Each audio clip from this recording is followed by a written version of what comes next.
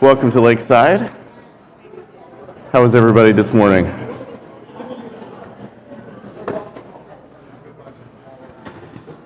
Everyone have a good Thanksgiving? More or less? Everybody overeat like they were supposed to? No? No? You didn't do it right.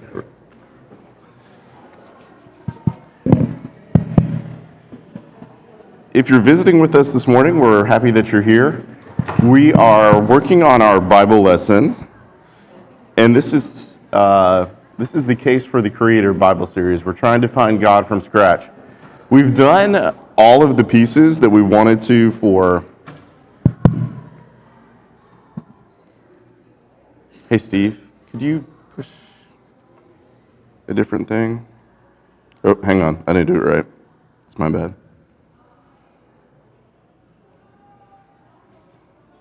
There we go. All better. Okay.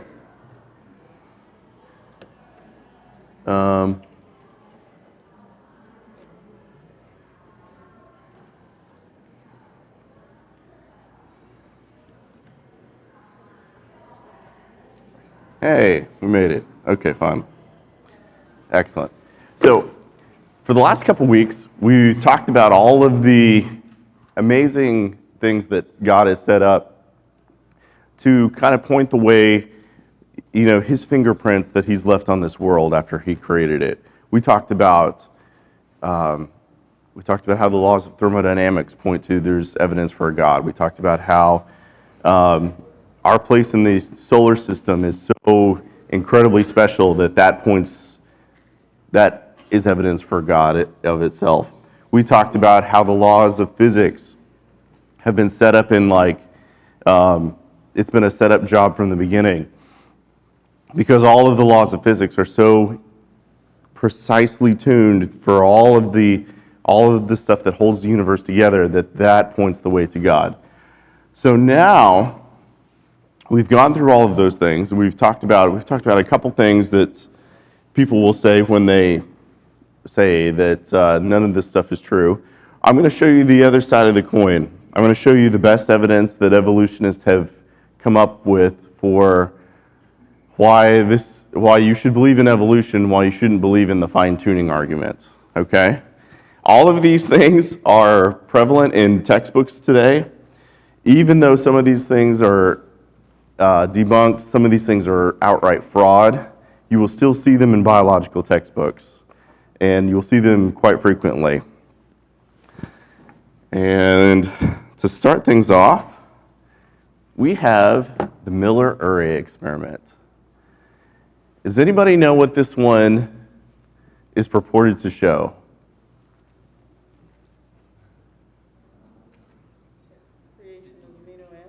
Creation of amino acids. That is exactly right. Do you know how they did it, Miss Brown?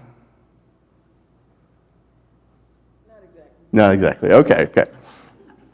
So what they did is, this is in the 1950s, they took a whole bunch of different types of gases. They put them in a closed loop, they heated them up, and then they shocked them with electricity, and then condensed the vapor down, and then they measured what they got out of it. And they were actually able to get a couple organic compounds out of that. Crucially, though, what did they leave out? Does anybody know? Where did it come from? Oh, where did we get all this stuff to begin with? Yeah, they just said it was there. They didn't. I know, nothing was there in the beginning, but they just said it was. Let's just say it was all there. Let's just say we got all the compounds, all the gases that we need. Do you know which gas they left out? They left out oxygen. That is exactly right, Marty. So, funny enough, when you have a closed loop like this, and you heat everything up, and then you shock it with electricity, if you have oxygen in the mix, the whole thing explodes on you. So they thought that wouldn't be a good idea. So they took the oxygen out. What's the problem with taking the oxygen out? Living things require oxygen. It's very simple, yeah.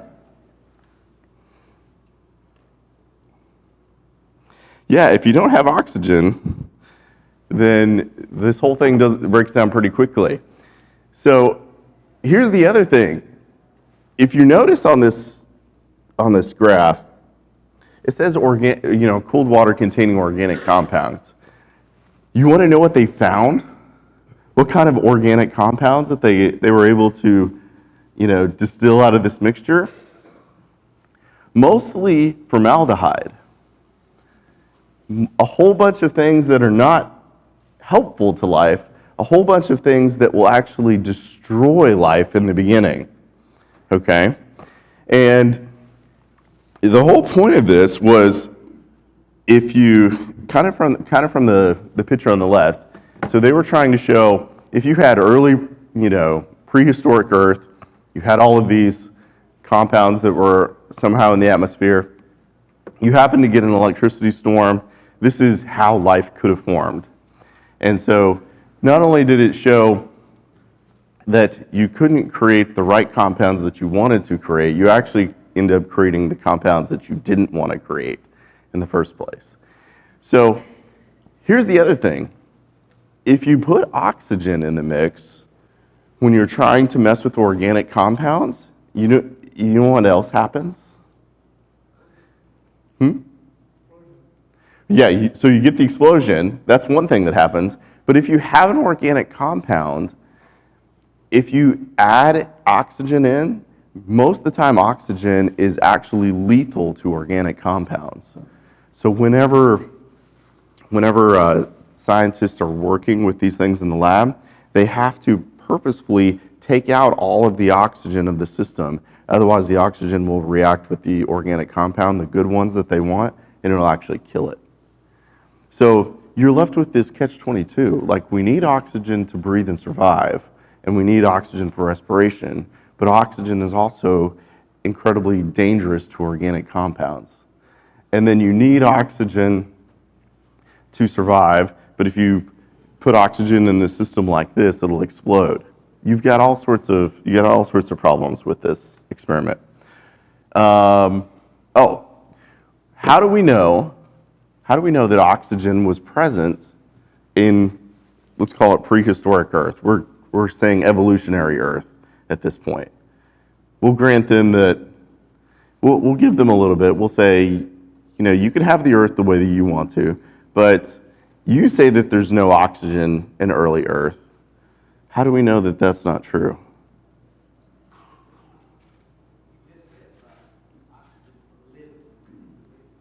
Yeah, oxygen, you need oxygen to live, right? What would be living? Yeah. Yeah, nothing would be there to live. There's oxygen in water. Roger wins. So you need water for all of these things to work. When they go to Mars and they do all of the experiments and stuff, when they're sending the rovers, they're always looking for water, because water is the universal solvent. It's the thing that you need for anything else to survive. When you have water in, let's call it prehistoric Earth, and you have water vapor, what happens is the water vapor will go to the top of the atmosphere, the sunlight will hit it, and it'll split it. The hydrogen is light enough when it's that far out that it'll actually float out in space, but the oxygen is actually heavy enough, it will sink back down. So you can't have water and not have some amount of oxygen in your system. So it's just, all of these things are completely unrealistic. All right. Yeah.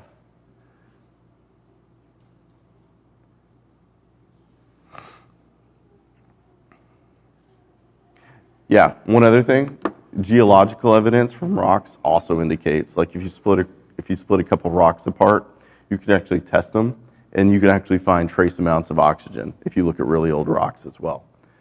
All right. So this is the other thing. So imagine, this is building off of what we talked about last week when we were talking about all the amino acids. Imagine that you did imagine to create a couple of these amino acids. we talked about the sheer improbability, even if you get the amino acids that you need to building a single protein. Does anyone remember, like, if we're talking like base proteins, how many you needed? How many amino acid chains you needed in a row?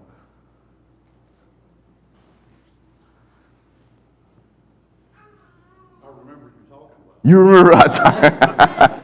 Thank you, Daryl. I appreciate it. 34,000. You need thousands, exactly. You need thousands of these things lined up in the right order. And it's not just the case. So like, they said in this thing, they said, imagine if you get enough amino acids, like if the water swirls enough, it would be enough to combine these things on their own. The amino acids don't want to just combine on their own. They say that nucleic acids are innately shy, so they have to be like, they call strong-armed. They have to be like forced into these molecules that you're trying to make them into. So it's not just enough, so they didn't make the right type of amino acids. They didn't add oxygen to the system. And even if they hadn't made the right type of amino acids, it doesn't show that you can make life just from just having a couple of them. All right. Next icon of evolution, Darwin's tree of life. What does this show?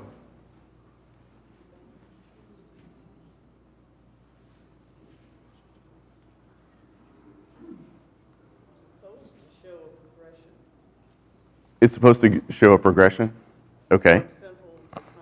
From simple to complex, exactly. So if you believe in evolution, the idea is that you start down here with the most simple invertebrates, and then eventually, through the evolutionary process, is what they're saying, you build even more and more and more complex forms of life. And eventually, you'll get to the point where you'll have all the really complex forms of life. Okay? This is the original drawing for Darwin's Tree of Life from his book. So the idea was that you had life that started down here at the beginning, just like the other one, and each line is supposed to represent thousands of generations of animals in his book. And his idea was that eventually everything would split off and you would have more and more complex forms of life. Okay? What's the issue with Darwin's Tree of Life?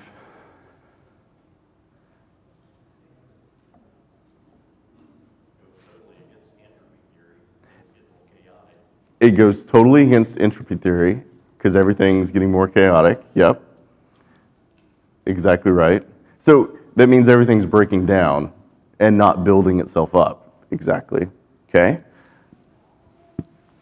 Darwin actually knew one of the problems with this drawing, and he actually talked about it in his book.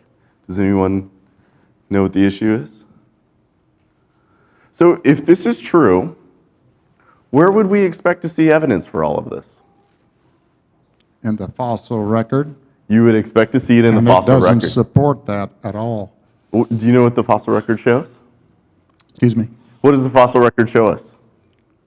It doesn't show a progression. You can find less complex in the higher levels of strata and the more complex down below. I've been to Dinosaur National Monument and I saw that very thing. They were getting dinosaur bones in Utah out of the side of a mountain, but there were other fossils along with them that were like modern day lizards and turtles and so forth. Yeah, the modern day stuff. It's a big mix. Yeah, absolutely. All right. So Darwin wrote, several of the main divisions of the animal kingdom suddenly appear in the lowest known fossiliferous rocks. That's not right, but we're going to go with it. He called this a serious problem, which at present must remain inexplicable and may be truly urged as a valid argument against the views here entertained. So he thought that this is, like mid to late 1800s. He said, at this point, we just haven't dug up enough rocks. And I think my theory is correct, but we just haven't got all the pieces that we need. We got some of them, which just shows like the really old stuff, and then we have the really new stuff. But we'll fill in the holes as we go along, okay? This is what the fossil record actually looks like.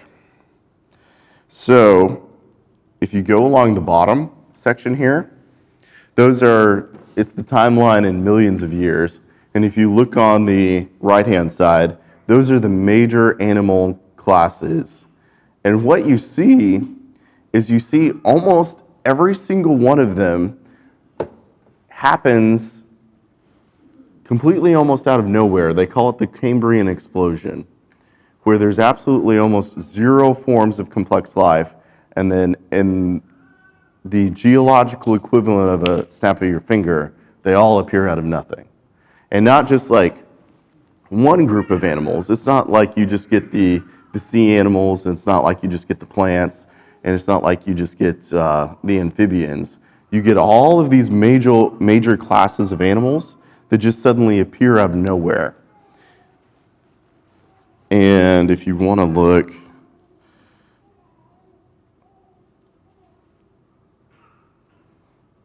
that one's kind of hard to read. So here's the two side by side. If Darwin was correct, you would expect the fossil record to look like the first one. You would expect this slow sloping line, whereas time went along, you would suddenly find more and more and more of these animal classes out there, and more species that would appear in the fossil record. What you actually have is not only that they appear almost out of nowhere, but you also actually see the decline. So it's like they appeared out of nothing, all completely formed, all of the major animal plans ready to go in an instant, and then some of them have been dying off. You see the number of phyla not increasing, but it's actually decreasing because some of these things are going extinct on us. All right. So here is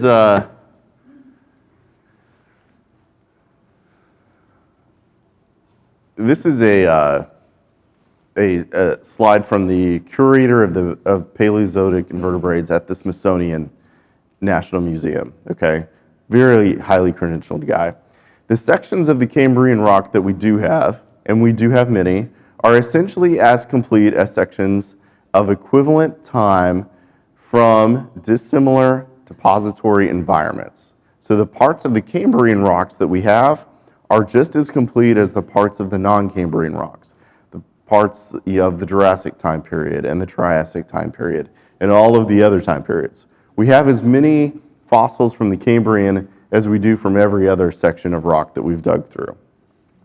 Yet, ancestors or intermediates are unknown or unconfirmed for any of the phyla or classes appearing in the Cambrian explosion. The Cambrian explosion is real. It is too big to be masked by flaws in the fossil record.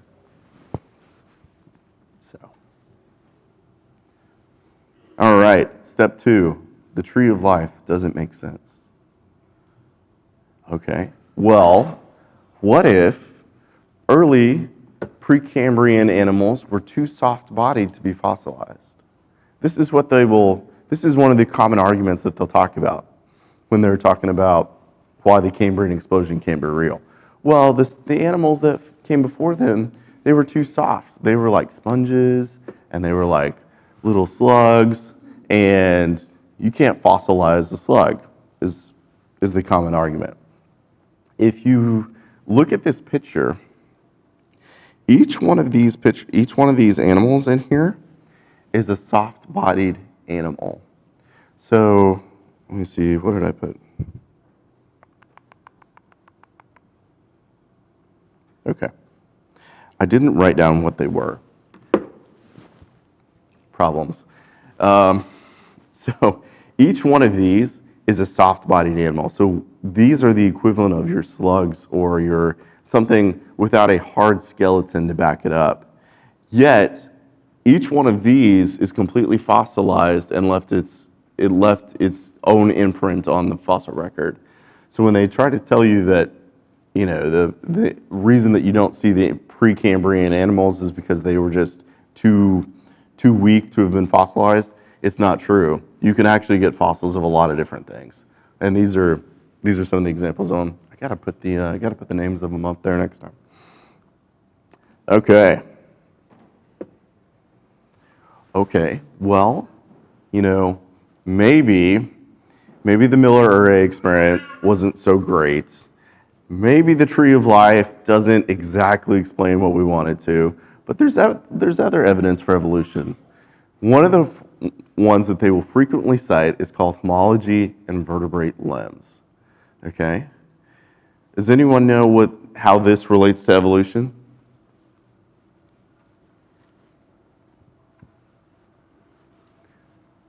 How does this help out the evolutionary viewpoint? Roger. Well, they'll tell you that all of these things were the same general mechanism the whole time, and they just evolved or changed in relation as they needed to relate to the environment around them. The opposing argument, the argument for creation, says that they are an exquisite example of design.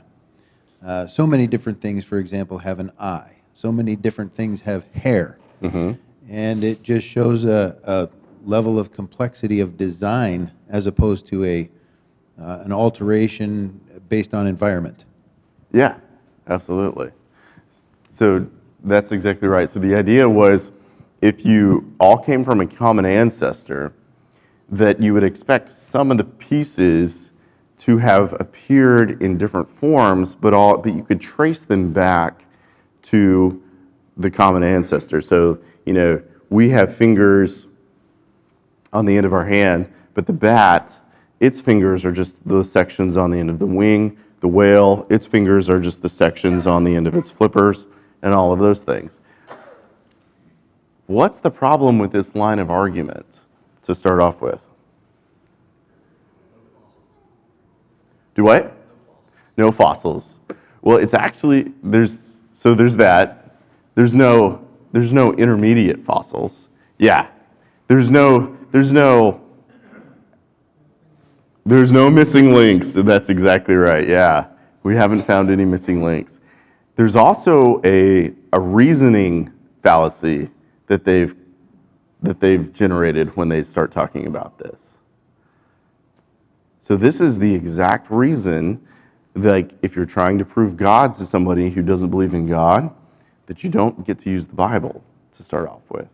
Like if the person doesn't believe in God, he won't believe in the Bible. This is the exact same problem with him. It's a circular reasoning problem. Okay? If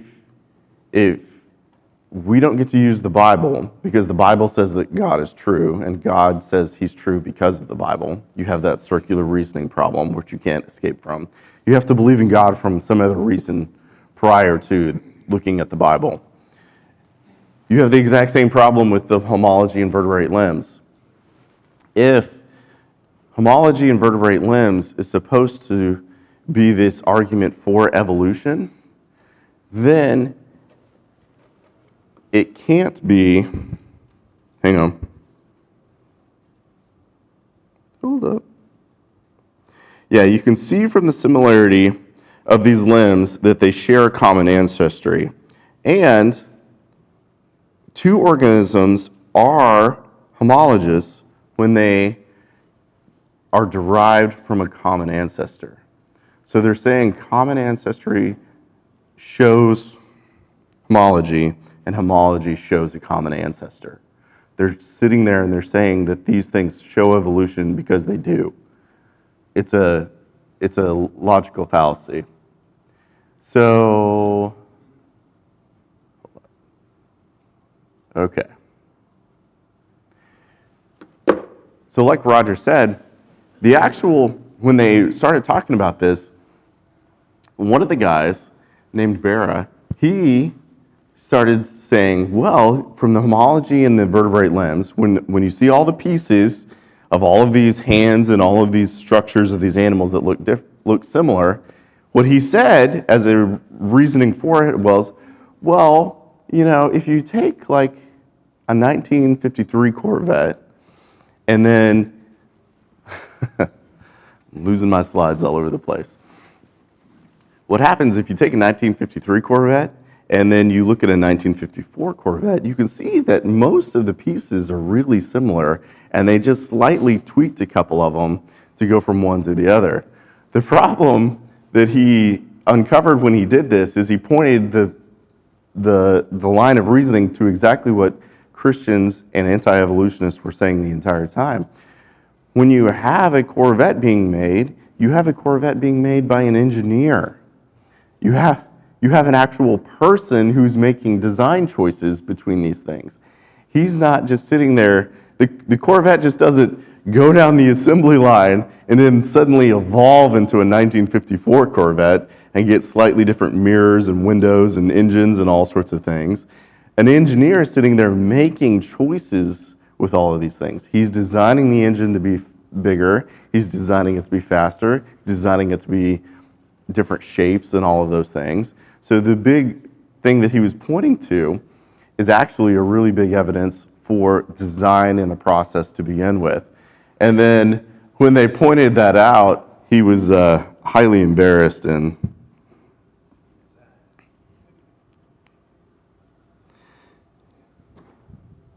oops. Yeah. Okay. Oop, hang on.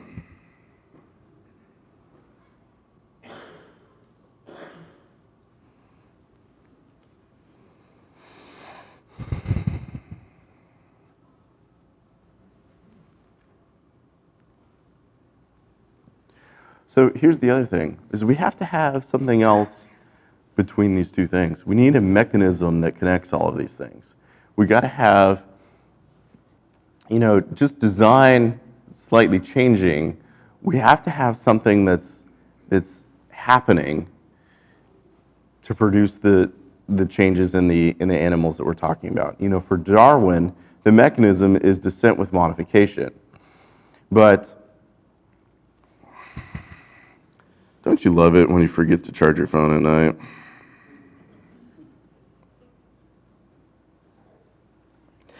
All right. Do I need a battery? Do you have one? Do you really? Yeah, I'll take one.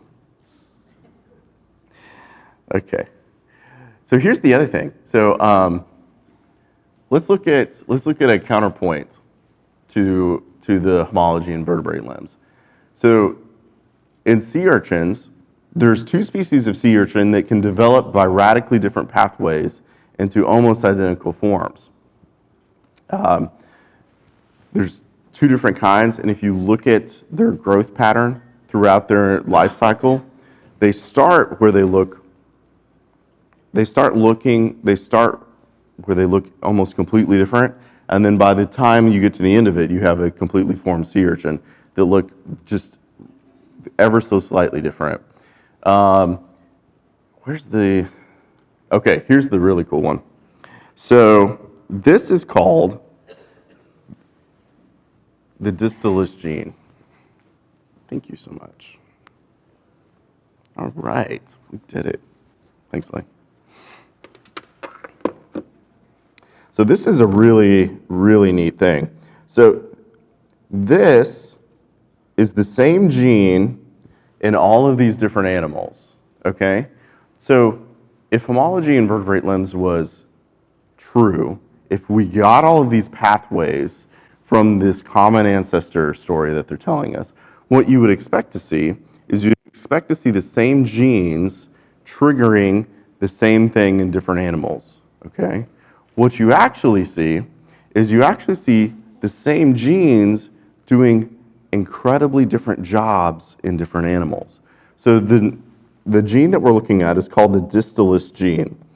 This is developed this is in the development of the appendages in all 5 of these animals. So we got a rat, we have a caterpillar, or like a centipede, we have a butterfly, a sea urchin, and a caterpillar. If you look at the gene that's responsible, the same gene creates all 5 of these different structures in the same animal. So in the rat, it makes a hand. In the butterfly, it makes the little stem that it walks on.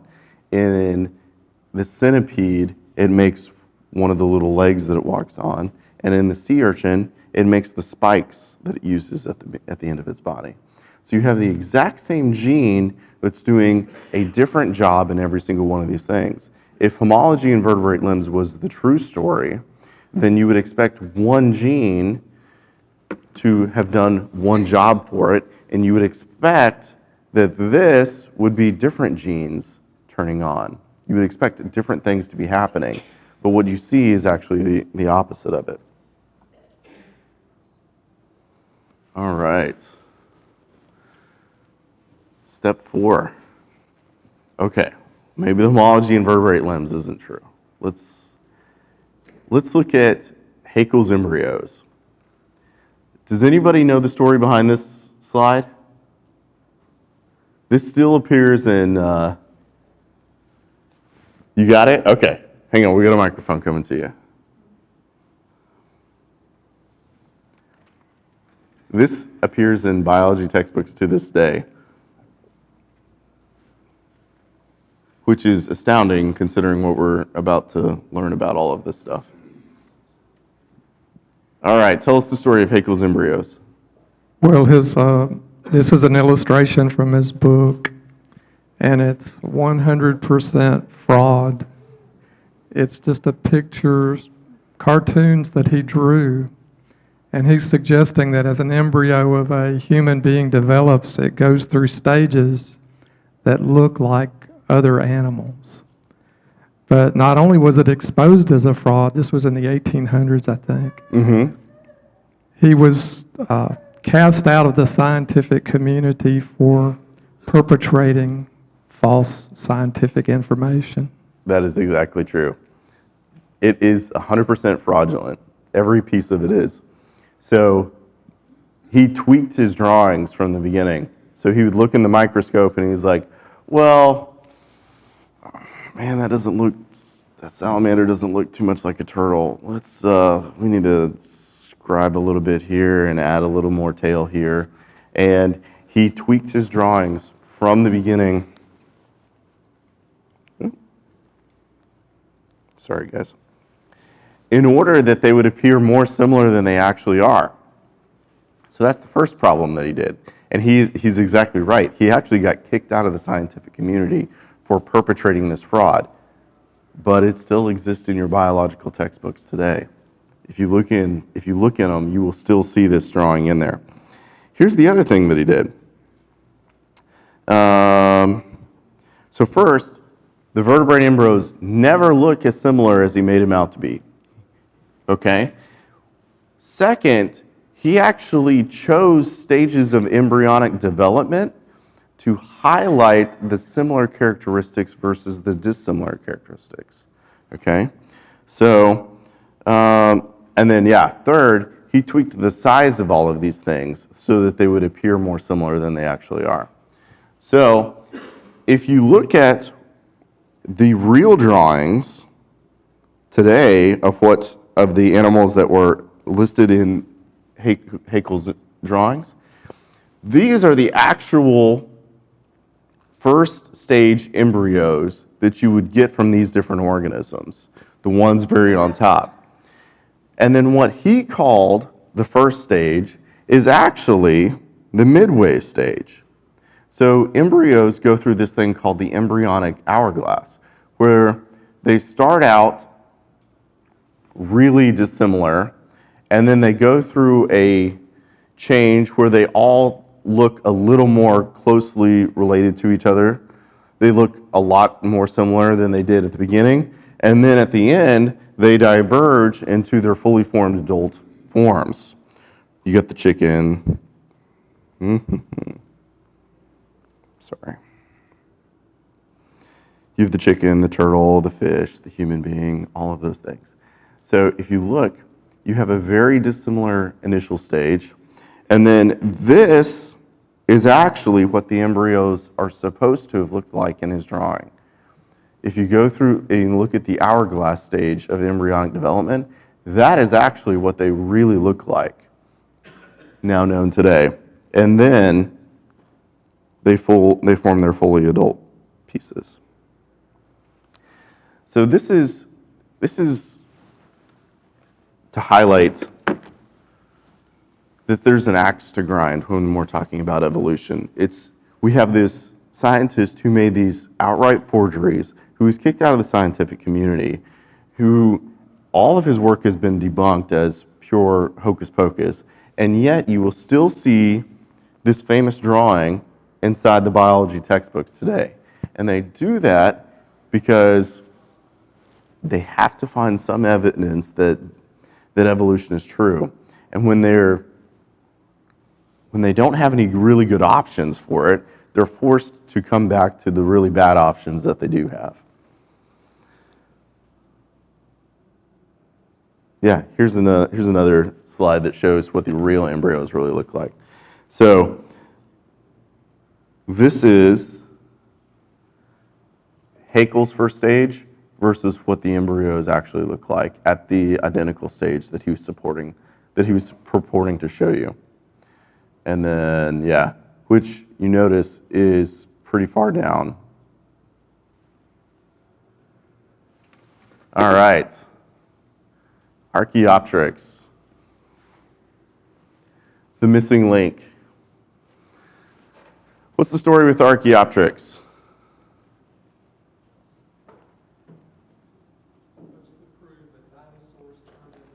It's supposed to show that dinosaurs turned into birds. That is exactly right. There's a lot of dinosaur drawings today that include dinosaurs with feathers. Do you know that? I just think that's interesting, but it doesn't prove anything. So Archaeopteryx is supposed to be this missing link. This is supposed to be the best example of trying to put a hole in the Cambrian explosion problem. Okay, this is supposed to be one of the animals that they can point to as supposed to be this link between the old animals and the new animals. Okay, so it's called the missing link because it has wings and feathers like modern birds. It has teeth, which is unlike modern birds. It has a long lizard-like tail, and it has claws on its wings, which are both reptile-like. And it came from the late Jurassic period. Estimated to be 150 million years ago. It's the earliest known bird fossil. What's the problem with Archaeopteryx? Does anybody know?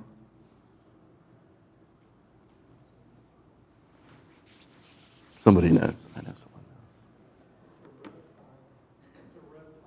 It's a reptile?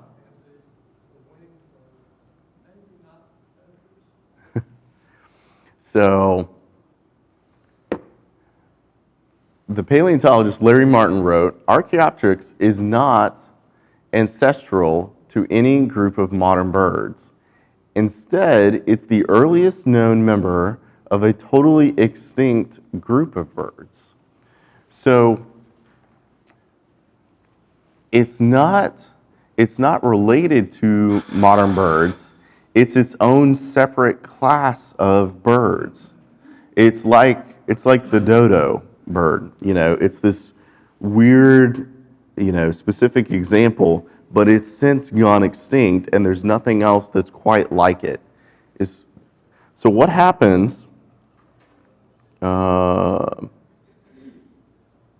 Okay, so if what they will do in order to fit Archaeopteryx into this view, where Archaeopteryx is the ancestor to all of the modern birds, but it lived at the time of the dinosaurs, they will rearrange the fossil record on you.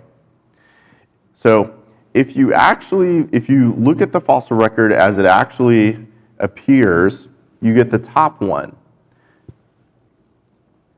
You have Archaeopteryx at the bottom, And then you have different classes of birds and reptiles. You have extinct bird-like dinosaurs, number 4.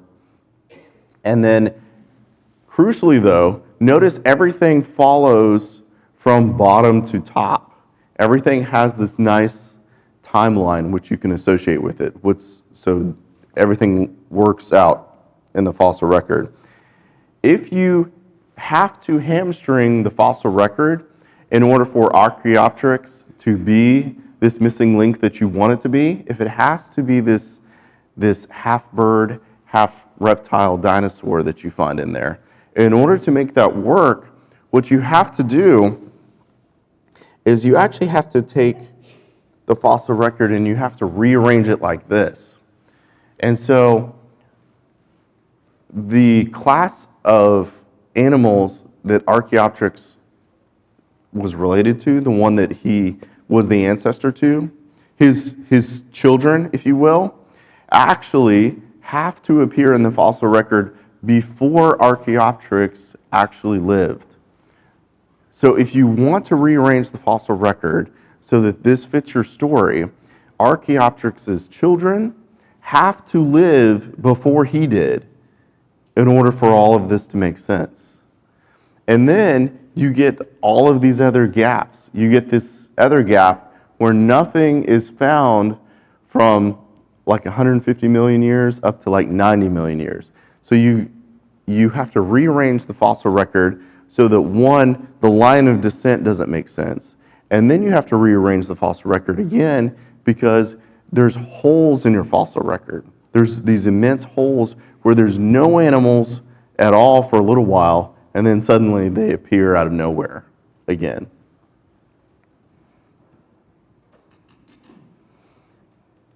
So if birds are dinosaurs, as they would have you believe, then Archaeopteryx isn't the first bird, it's just another dinosaur with feathers. Most biologists don't believe that birds are dinosaurs any more than they think that humans are fish. The supposed scheme was supposed to help prove evolutionary theory actually removes Archaeopteryx as the missing link. All right. And yes, Miss Brown. Here, let's get you a microphone real quick.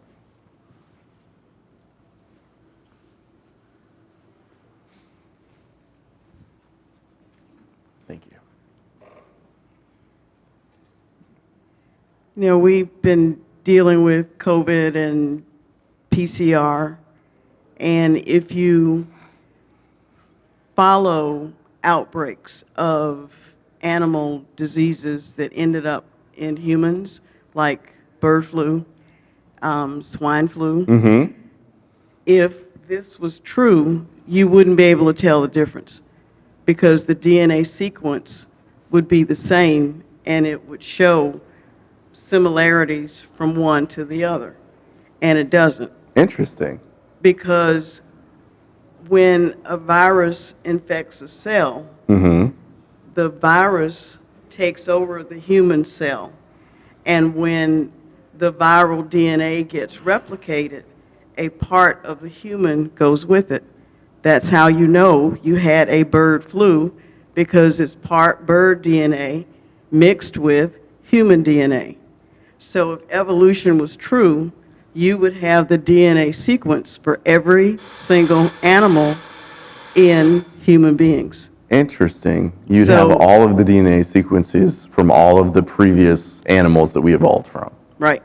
How cool is And that? that doesn't happen. So that makes Psalm 33 verse, I don't have my contacts in, but Psalm 33. Let all the earth fear the Lord. Let all the inhabitants of the world stand in awe of him. For he spoke, and it came to be. He commanded, and it stood firm. Yes, absolutely. Yeah, so, yes, one more. The evolutionists have a real problem with a warm-blooded animal turning into a cold-blooded animal. A bird is not a reptile, and they've got a big problem with that. And it's not just missing a missing link here and there. The whole chain is missing. The whole chain is missing. That's exactly right. Yeah, why does the warm-blooded bird turn into a cold-blooded dinosaur at that point? Because they think that warm-blooded animals are more sophisticated than cold-blooded ones, because they can regulate their body temperature. They're viable in more places out in the earth than cold-blooded animals are. Cold-blooded animals do not exist in the Antarctic because they freeze, and you only find warm-blooded animals up there. So that's another really interesting point. Thank you so much for your attention and your questions today. I appreciate it.